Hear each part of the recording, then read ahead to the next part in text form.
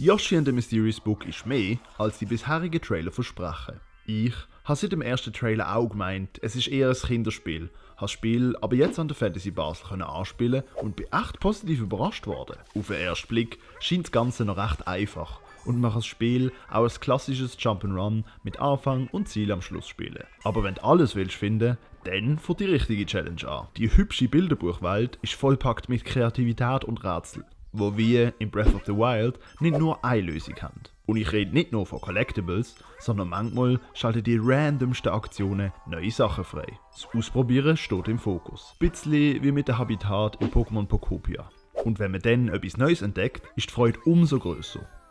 Das Moveset von Yoshi und die vielen neuen, aber auch bekannten Figuren lassen das Spiel so spielen, wie du es willst. Du willst einfach nur das Level beenden? Let's go!